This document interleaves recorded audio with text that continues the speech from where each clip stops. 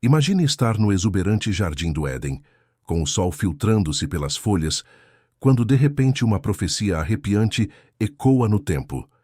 E se eu lhe dissesse que o primeiro indício da batalha final entre o bem e o mal foi falado ali mesmo, entre os primeiros humanos? Em Gênesis 3,15, uma promessa divina prediz que a semente de uma mulher esmagaria a cabeça da serpente, um prelúdio arrepiante para a luta cósmica que ainda enfrentamos hoje. Como esta antiga profecia se relaciona com a nossa vida agora? Significa que mesmo nos nossos momentos mais sombrios, a esperança está viva e a vitória está prometida. Portanto, ao explorarmos esta poderosa revelação, lembre-se, Jesus está com você, abençoando-o em cada passo do caminho. Não se esqueça de se inscrever e nos contar nos comentários de onde você é ou como Jesus fez milagres em sua vida.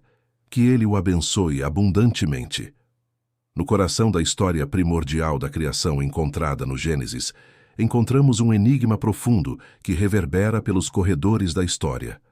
Aninhado no desenrolar do drama da queda está Gênesis 3,15, uma escritura que é ao mesmo tempo uma maldição e uma promessa, uma declaração que prepara o cenário para um antigo conflito cósmico. E porei inimizade entre ti e a mulher, e entre a tua semente e a sua semente. Ele te ferirá a cabeça, e tu lhe ferirás o calcanhar. Com estas palavras, Deus profere a primeira profecia, esboçando um conflito que abrangeria o tempo e o cosmos, atingindo todos os cantos da realidade espiritual. Este versículo pinta o quadro de uma guerra espiritual contínua entre duas sementes, uma alegoria profunda da linhagem justa e da linhagem corrompida, uma alegoria que se espalha por cada narrativa bíblica que se segue, culminando nas visões apocalípticas do Apocalipse. É uma história de genealogia espiritual, que nos pede para discernir entre o sagrado e o profano, a luz e as trevas, uma escolha que ecoou ao longo dos tempos e exige a nossa resposta ainda hoje. Consideremos por um momento o peso simbólico que carregam os conceitos de mulher e sua semente. Na tipologia bíblica, estes são mais do que figuras de linguagem, representam uma saga em desenvolvimento do propósito divino. A mulher representa não apenas Eva, a mãe de todos os viventes, mas potencialmente o próprio Israel, e em última análise, Maria, que daria à luz o Messias. A sua semente simboliza a linhagem da fé e da justiça, culminando em Jesus Cristo, que, embora ferido na cruz, cumpre o esmagamento final da cabeça do mal, um golpe que leva adiante as promessas de redenção e vitória. A serpente, identificada com Satanás, incorpora não apenas uma criatura física, mas um adversário espiritual, cuja descendência se oporia ao plano divino em todas as oportunidades. Sua semente é uma linhagem espiritual que busca frustrar os propósitos de Deus dentro da estrutura da história humana. Este conflito não é simplesmente sobre salvações individuais, mas sobre a ordem cósmica mais ampla na qual Deus procura restaurar tudo isso quebrado e manchado pelo pecado. A noção de uma guerra de sementes é, portanto, um elemento fundamental na compreensão das escrituras proféticas. Ele enquadra as linhas de batalha, tecendo histórias e genealogias. Desde o ciúme assassino de Caim, que surge do pó desta maldição inicial, até a rebelião de nações como Babel, cada fio narrativo revela as tentativas implacáveis da serpente de poluir o fluxo do destino humano. A linhagem da corrupção seria mais tarde incorporada por figuras como Nimrod e os reis tiranos da história, prenunciando o adversário final, o anticristo, revelado no Apocalipse como a besta. Esta luta cósmica é sutilmente detalhada, pois os descendentes de Abraão carregariam promessas de bênçãos em meio a inúmeras ameaças. A jornada deles foi repleta de perigos, mas marcada pela intervenção divina para preservar a linhagem sagrada. A escolha de Israel por Deus como instrumento dos seus planos foi uma afronta ao adversário, alimentando uma guerra espiritual travada em acontecimentos do mundo real, escravizações, exílios e traições. O épico de David e Golias também pode ser lido através desta lente do conflito inicial. David, o improvável jovem pastor, ungido para a realeza, representa um tipo de Cristo, derrotando Golias, o gigante simbólico da oposição demoníaca. Os campos de batalha desta genealogia espiritual muitas vezes não se parecem com o que esperamos, aparecendo com mais frequência em estábulos humildes do que em palácios poderosos. O próprio Jesus, ao caminhar entre os homens, fez referência a este campo de batalha oculto. Suas parábolas muitas vezes dividiam os ouvintes entre aqueles que tinham ouvidos para ouvir e aqueles que não tinham. O trigo e o joio, as ovelhas e as cabras, categorias que ecoam a escolha primordial entre o engano da serpente e a verdade de Deus. A sua vida e ministério podem ser vistos como o confronto final nesta guerra, redefinindo o poder e a autoridade, curando os enfermos, perdoando pecados e reorganizando a ordem das realidades espirituais. À medida que descascamos as camadas deste profundo versículo de Gênesis, vemos sua influência se estendendo até visões proféticas. O apóstolo João, no Apocalipse, canaliza esses temas antigos. O adversário é descrito ali como um dragão, preso numa luta do fim dos tempos com a prole da mulher vestida de sol. Uma história tão antiga quanto o próprio Éden levada a um crescendo apocalíptico. Esta guerra de sementes é mais do que uma alegoria. É a realidade espiritual por trás do véu da história. Informa nossa identidade e propósito como participantes de uma história muito maior do que qualquer vida. Implora-nos que escolhamos diariamente a qual linhagem servimos, alinharmo-nos com a semente divina, tornada possível pela vitória de Cristo, tornarmo-nos herdeiros do cumprimento desta promessa, vivermos como luz no meio das sombras generalizadas de um mundo caído. Nesta narrativa cósmica, a maldição se torna uma promessa de redenção.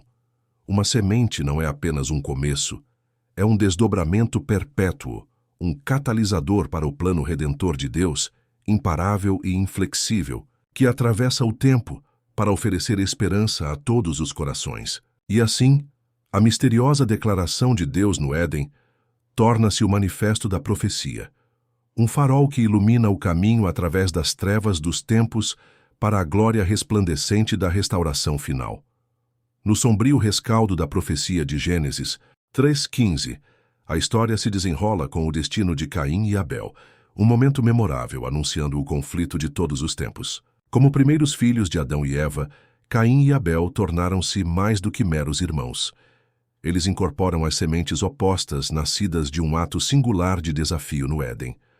Esta narrativa está longe de ser uma rivalidade mundana entre irmãos. É o primeiro vislumbre íntimo da batalha espiritual que corre nas veias da humanidade. Caim, encarregado de lavrar a terra, representa mais do que o solo pobre que trabalha. A sua oferta, desprovida de humildade e sinceridade, revela um coração livre.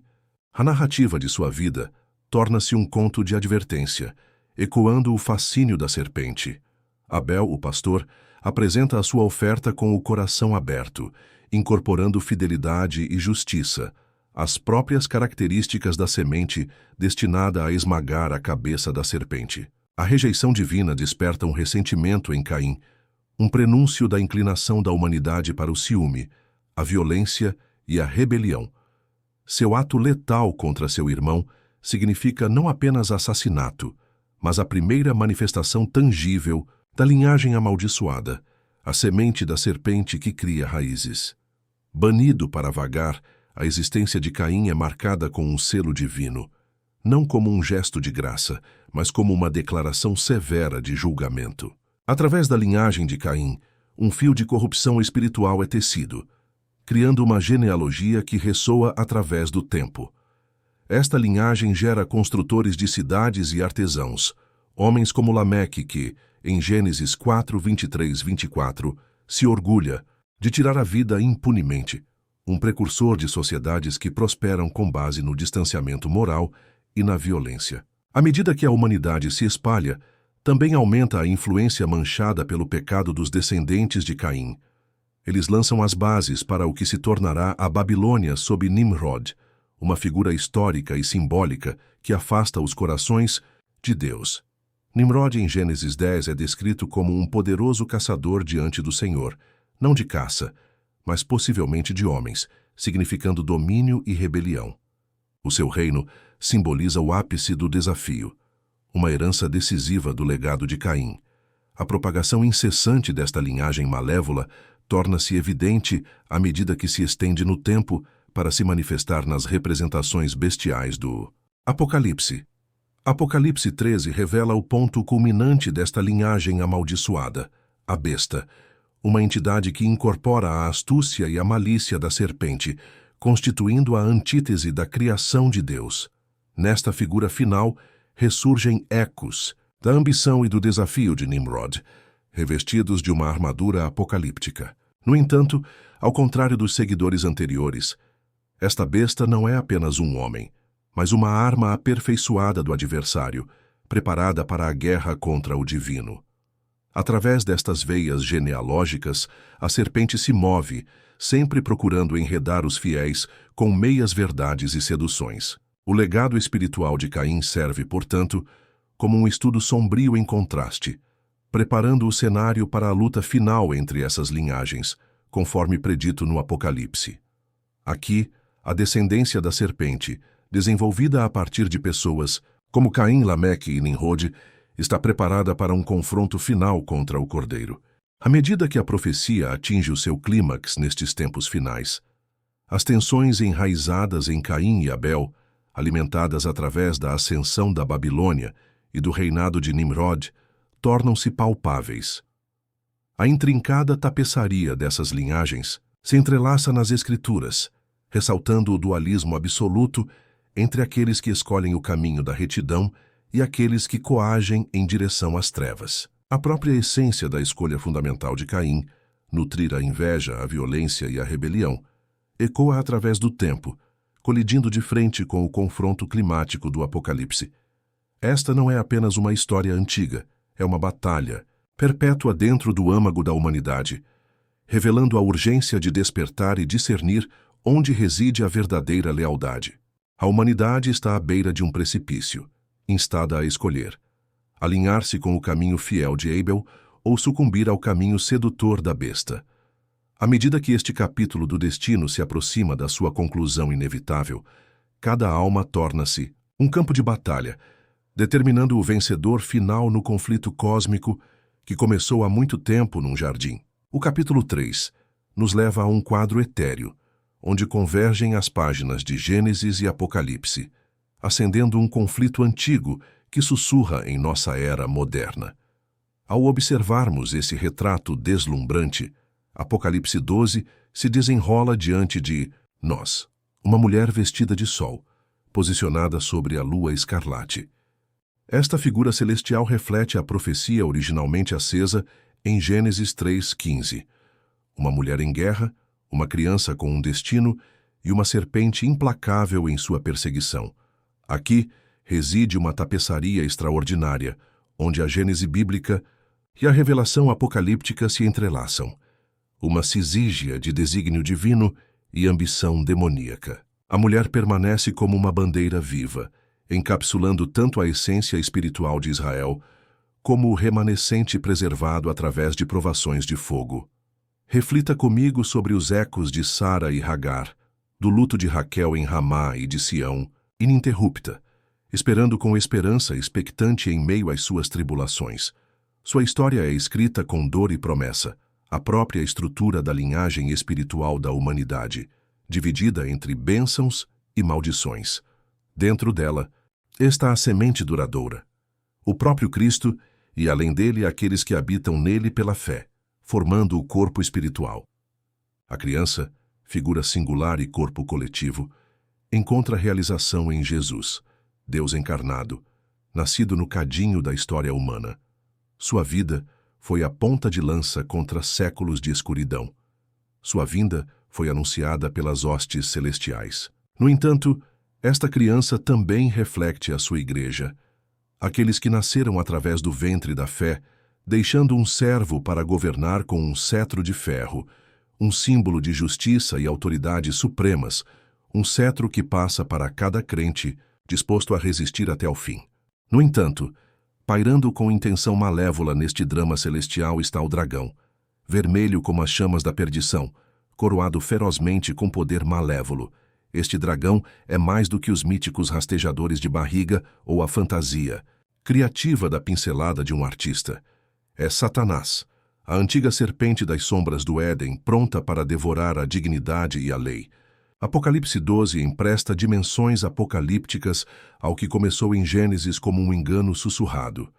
A cauda de Satanás varreu 1/3 das estrelas, anjos agora caídos, e os seus objetivos eram tão ardentes como no dia em que disputou o domínio sobre o próprio céu. Testemunhe as garras da tirania ao longo dos milênios, garras outrora demasiado poderosas diminuídas por uma cruz e um túmulo vazio, mas que perduram através da sua descendência terrena, líderes, ideologias, sistemas, sempre à espera, sempre atentos ao momento errado de atacar.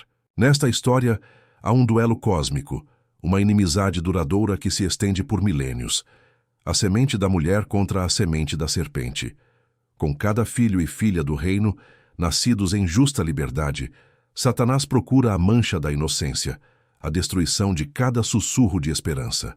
Suas presas atravessam guerras, rumores, opressão, uma mão que se agarra aos atos impenitentes de Caim, aos impérios de crueldade impenitente. No entanto, através da realidade do martírio sangrento e da dor das dificuldades, a voz de Deus reverbera. As próprias portas do inferno não prevalecerão. Esta narrativa, embora antiga, é a nossa verdade. Ela desliza pelas páginas da história até nossos corações hoje, onde batalhas invisíveis acontecem no espírito. Não lutamos contra a carne e o sangue, mas nos aprofundamos nas fortalezas espirituais, derrubando as falsas fortalezas que o pecado ergue. Como devemos desempenhar o nosso papel nesta crônica divina? Ressoa o chamado, vestir-nos com vestes, semelhantes às de Cristo, permanecer afirmados no abraço do sol, reconhecendo as promessas de Deus cumpridas através do nosso gracioso advogado diante do trono. Cada ato de amor, cada postura em favor da verdade, cada momento de pura adoração pulsa na trama desta história, ousando, desafiando, declarando-se às trevas. Logo, seu fim é a noite. A promessa ecoada ao amanhecer está agora simbolicamente retornando ao círculo completo, cada passo fechando a brecha deixada há muito tempo, tal como a mulher em trabalho de parto. Os tremores que se agitam no nosso tempo presente falam de algo profundo e emergente. Um reino que foi profetizado. Uma guerra que começou antes do tempo humano chegar agora a uma conclusão significativa. A questão paira na vastidão subterrânea. Você vê as histórias ocultas acontecendo diante de seus olhos. Você despertará para o chamado, para o lugar imbuído e preparado para os fiéis que fogem para o deserto, aguardando o sustento divino do céu? Ao considerarmos estas verdades colossais, Apocalipse 12 torna-se tanto um espelho que reflete a nossa jornada, como uma saga épica que nos desafia a escolher o nosso lado na tapeçaria cósmica onde o próprio tempo encontra o seu ômega. Com os olhos fracos no horizonte e os corações sintonizados com a história intemporal, aguardamos com esperança, enquanto o clímax dramático da batalha se desenrola para além das estrelas. A colisão cósmica entre o nascimento e a morte, entre a luz e a sombra, ecoando cada vez mais perto da vitória final prometida num jardim há muito tempo. Nossa linhagem, nossa vida, nossa fé, que papel devemos escolher nesta grande narrativa inscrita na abóbada do céu e no coração da humanidade? O arco narrativo da grande história bíblica atinge o seu apogeu nos capítulos de Apocalipse 19 e 20, onde a tapeçaria da profecia se desenrola para revelar um confronto celestial de proporções surpreendentes. Ao longo das Escrituras, Satanás é descrito como uma força implacável, uma serpente enrolada nas sombras, infligindo feridas de engano à humanidade, machucando o calcanhar, conforme descrito em Gênesis. No entanto, nestas passagens culminantes, testemunhamos a realização final da promessa de Deus de esmagar a cabeça da serpente, pondo fim ao domínio sombrio do engano. No quadro cósmico de Apocalipse 19, emerge uma figura divina, cuja própria presença ressoa com poder e propósito. Este cavaleiro num cavalo branco não é outro senão Cristo, coroado com muitas coroas, olhos como chamas de fogo, justo em seus julgamentos. A imagem é vívida e profunda. Uma espada afiada saindo de sua boca, simbolizando o poder de sua palavra para vencer mentiras e estabelecer a verdade. Este guerreiro celestial lidera as hostes celestiais e sua abordagem anuncia a derrota iminente da serpente. Considere a cena, um campo de batalha onde as forças do céu confrontam os exércitos da terra, desencaminhados pela besta e pelo falso profeta. Estas figuras, que simbolizam os poderes corruptos influenciados pelos sussurros da serpente, permanecem desafiadoras, mas condenadas. A batalha que se segue é rápida, decisiva e marca o desmascaramento do mal, revelando a fragilidade daqueles que se opuseram ao divino. A linguagem aqui é simbólica e literal, ecoando a guerra espiritual que sublinhou a história da humanidade. Este espetáculo de vitória espiritual é ainda mais revelado em Apocalipse 20, onde Satanás, a antiga serpente, se encontra amarrado e lançado no abismo. Este ato de intervenção divina significa mais do que apenas a restrição da malevolência. É a inauguração de uma era, onde a promessa de Gênesis 3:15 encontra seu cumprimento. A capacidade da serpente de enganar, de fomentar a rebelião contra a verdade divina, é efetivamente anulada. Esta prisão simbólica sublinha as limitações do poder de Satanás quando confrontado com a soberania divina. No entanto, a narrativa não é apenas um relato de triunfo espiritual, mas também um lembrete da relevância contínua desta profecia. O período conhecido como milênio, 1000 anos de paz e justiça, é conceptualizado como o reinado de Cristo e dos seus santos, servindo como uma antecipação da restauração final da criação. Aqui a implicação é profunda. Convida os crentes a reconhecerem a vitória preordenada e a viverem com a consciência da culminação iminente deste drama divino. Contudo, a derrota da serpente no Apocalipse não é apenas uma profecia esotérica, distante. Fala da nossa era atual, um toque de clarim à introspecção e à prontidão. Estamos vivendo nas páginas finais desta história profética, os sinais dos tempos, o crescente tumulto moral e as crescentes ideologias divisivas suscitam uma reflexão. Estaremos à beira de testemunhar o esmagamento definitivo da cabeça da serpente? Em meio a essa reflexão, há um convite ao discernimento.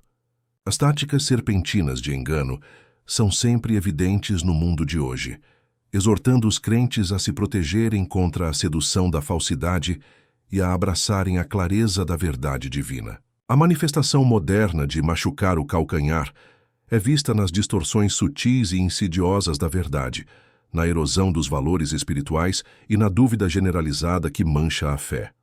Neste desenrolar da saga épica, nos encontramos como participantes ativos, chamados a nos alinharmos com o Cristo vitorioso, a permanecermos firmes no amor e na verdade, resistindo aos estratagemas da serpente. A profecia bíblica é o nosso compromisso, exortando-nos a viver com a expectativa do regresso de Cristo, preparados para o momento em que o domínio da serpente for irreversivelmente destruído. Esta narrativa profética não é apenas história, é um testemunho vivo do poder de Deus, um lembrete da batalha espiritual que continua até hoje. O esmagamento final da cabeça da serpente é mais do que uma promessa escatológica. É a esperança que ancora a nossa fé, a luz que guia no meio das trevas e a certeza de que a verdade e a justiça acabarão por prevalecer. Ao permanecermos nesta antecipação profética, não esqueçamos o nosso papel nesta odisseia espiritual. Sermos vigilantes, sermos inabaláveis na nossa fé e sermos arautos do reino eterno que está por vir. Ao considerar esta grande narrativa, reconhecemos o convite poderoso que ela oferece. Uma entrada num relacionamento mais profundo com o divino, enraizado na promessa inabalável de vitória. À medida que navegamos através destas revelações, esforcemo-nos por viver vidas que reflitam este triunfo final, certos de que o esmagamento da cabeça da serpente é tanto um evento como uma realidade que já se desenrola no nosso meio.